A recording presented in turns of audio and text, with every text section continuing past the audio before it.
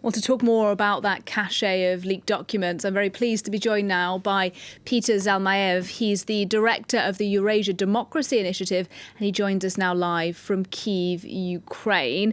Good afternoon to you, sir. Thanks for making the time to talk to us today. Thank you. Sure. What's your reaction to these leaks then, particularly those revelations that the United States is apparently spying on President Zelensky?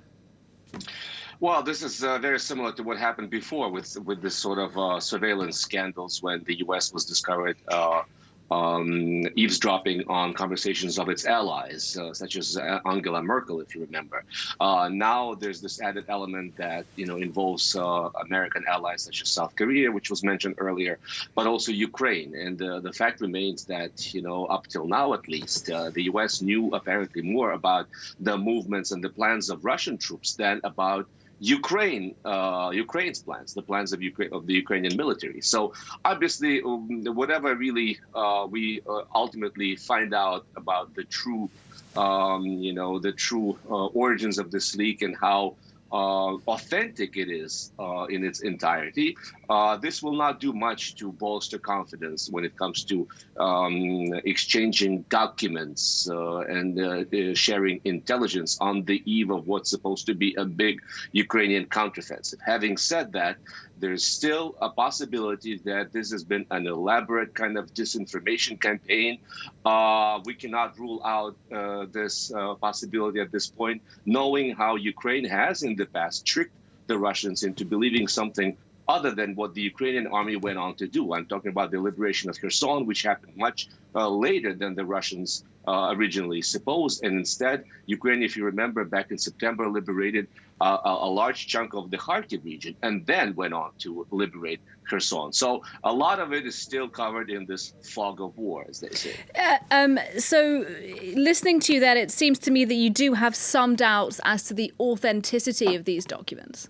Well, at the very least, I would say that there has been apparently some significant editing job done on this, especially if we are to presume that ultimately it's the Russians who either orchestrated the leaks or took advantage of them, as they are doing right now.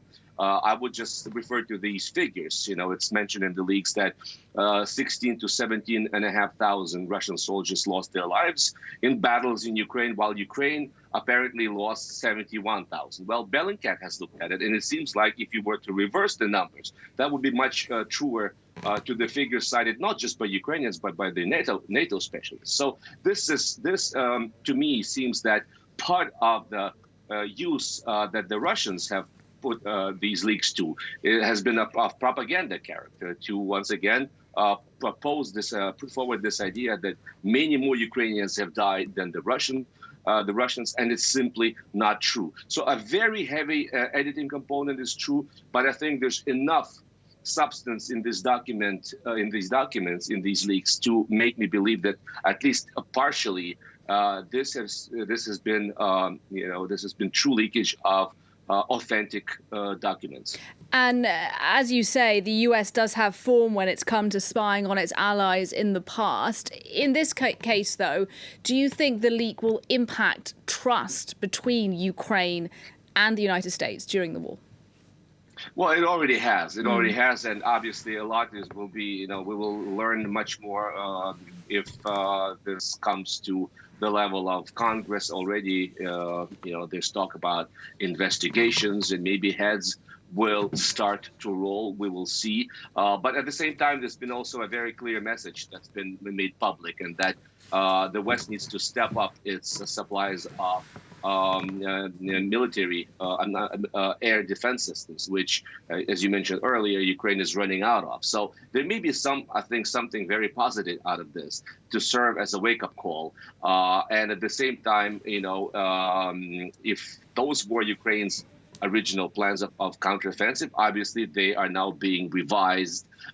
So ultimately the damage will probably be not as big as you would suppose at this point.